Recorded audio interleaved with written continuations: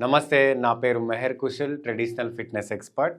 ఈరోజు ఈ వీడియోలో మనం ఆర్థరైటిస్ గురించి తెలుసుకుందాం. ఆర్థరైటిస్ పెయిన్స్తో మనల్ని మనం ఎట్లా రిలీవ్ చేసుకోవాలి అనే విషయాలన్నీ ఈరోజు ఈ వీడియోలో తెలుసుకుందాం. సో ఆర్థరైటిస్లో చాలా రకాల ఆర్థరైటిస్ ఉంటాయి. సో ఆస్టియో ఆర్థరైటిస్ అని ఇలా డిఫరెంట్ టైప్స్ ఉంటాయి. సో అందులో ముఖ్యంగా చాలామందికి ఈ ఫింగర్స్లో అండ్ వ్రిస్ట్ జాయింట్లో చాలా పెయిన్స్ వస్తాయి. సో మరి ఈ పెయిన్స్ తగ్గడానికి ఈ వ్రిస్ట్‌లో, ఫింగర్స్‌లో, షోల్డర్స్‌లో ఈ అప్పర్ లిమ్స్ పెయిన్స్ తగ్గడానికి ఏమేం చేయాలో ఈ వీడియోలో తెలుసుకుందాం. సో ఫస్ట్ ముందుగా మనం నెక్ నుండి స్టార్ట్ చేస్తాం. ఆ తర్వాత షోల్డర్స్, ఎల్బోస్ అండ్ ఫింగర్స్‌కెళ్తాం. ఓకే. సో నెక్ భాగాన్ని ఇలా మెల్లగా పైకి స్ట్రెచ్ చేయాలి. తర్వాత centre. Again up, centre, up, centre. So ఇలా ఒక 5 నుండి 10 సార్లు చేయాలి. ఈ వీడియోలో చెప్పబోయే ఎక్సర్సైజెస్ అన్నీ నేను ఒక 2-3 టైమ్స్ చేసి చూపిస్తాను. మీరు ప్రాక్టీస్ చేసేటప్పుడు మినిమం 5-10 టైమ్స్ ప్రాక్టీస్ చేయాలి. ఇప్పుడు నెక్స్ట్ లెఫ్ట్ అండ్ రైట్ చేయాలి. Left, right, left, right, left, right, centre. ఇప్పుడు సైడ్కి బెండ్ చేయాలి. Left, right, left, right, left, right, center. Next back to back rotation చేయాలి. లెఫ్ట్ నుండి రైట్కి, రైట్ నుండి లెఫ్ట్కి. ఓన్లీ బ్యాక్ సైడ్ మాత్రమే రొటేట్ చేయాలి. సో ఇక్కడ చాలామందికి మీకు డౌట్ రావచ్చు, ఓన్లీ బ్యాక్ సైడే ఎందుకు, ఫ్రంట్ సైడ్ ఎందుకు చేయకూడదు అని. నార్మల్గా మన నెక్ మనం డే అంతా మనల్ని మనం గమనించినట్టయితే డే అంతా మన నెక్ ఫార్వర్డ్ బెండింగ్ పొజిషన్లో ఉంటుంది. ఫోన్ చూసేటప్పుడు కానీ, పేపర్ చదివేటప్పుడు కానీ, ఫుడ్ తీసుకునేటప్పుడు కానీ, ఎప్పుడైనా సరే మనం సిస్టమ్ వాడేటప్పుడు కానీ, సో నెక్ ఎక్కువ ఫ్రంట్ బెండింగ్ పొజిషన్లో ఉంటుంది. సో మళ్ళీ మనం ఎక్సర్సైజ్ చేసేటప్పుడు సపరేట్గా ఫ్రంట్ బెండింగ్ అవసరం లేదు, బ్యాక్ బెండింగ్ చేయాలి. సో డే అంతా ఫ్రంట్ బెండింగ్ చేసి ఈ నెక్ మజిల్స్ బాగా స్ట్రెయిన్ అవుతాయి. సో ఆ స్ట్రెయిన్ని రిలీవ్ చేయాలి అంటే ఓన్లీ బ్యాక్ సైడ్ రొటేషన్ మాత్రమే చేయాలి. ఓకే. సో నెక్ తర్వాత షోల్డర్. సో షోల్డర్ జాయింట్స్ని ఇలా రోల్ చేయాలి, రొటేషన్ చేయాలి. 1, 2, 3, 4, 5. Reverse.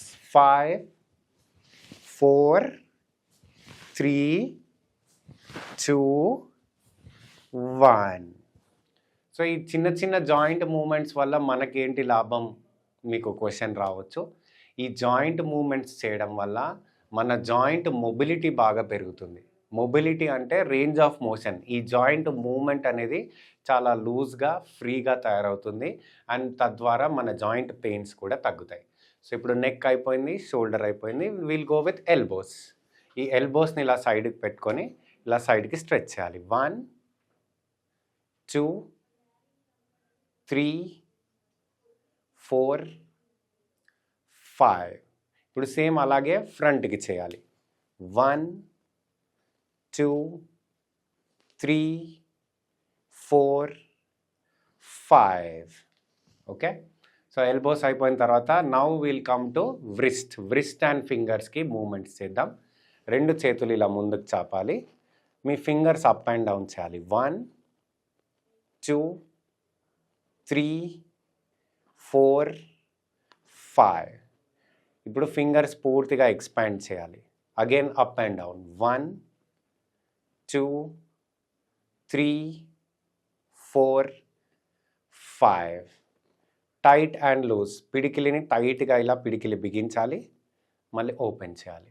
Again tight, loose, tight, loose, tight, loose, tight, loose. ఇప్పుడు ఫాస్ట్గా చేయాలి. సో ఇలా ఒక 5 టైమ్స్, 10 టైమ్స్, 20 టైమ్స్ మీకు ఎంత ఓపిక ఉంటే అంతవరకు చేయవచ్చు. దీని తర్వాత పిడికిలి బిగించి రొటేషన్ చేయాలి. 1, 2, 3, 4, 5. రివర్స్. 1, 2, 3, 4, 5. రిలాక్స్. సో 2 చేతులు బాగా షేక్ చేయాలి. సో ఈ చిన్న చిన్న మూవ్‌మెంట్స్ వల్ల మన బాడీలో చాలా పెద్ద పెద్ద చేంజెస్ అనేవి వస్తాయి. ఒక చిన్న ఎగ్జాంపుల్. ఇప్పుడు సైకిల్ చైన్ చాలా టైట్ అయింది. దానికి మనం ఏం చేస్తాం? దానికి ఆయిల్ పోసి ఆ చైన్‌ని బాగా లూజ్ చేస్తాం.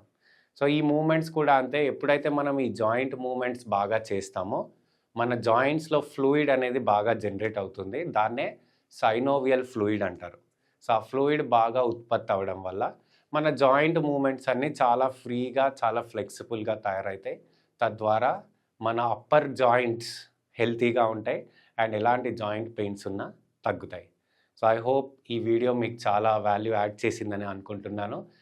ఛానల్‌కి సబ్స్క్రైబ్ అవ్వడం మాత్రం మర్చిపోకండి. నెక్స్ట్ వీడియోలో కలుద్దాం. Thank you.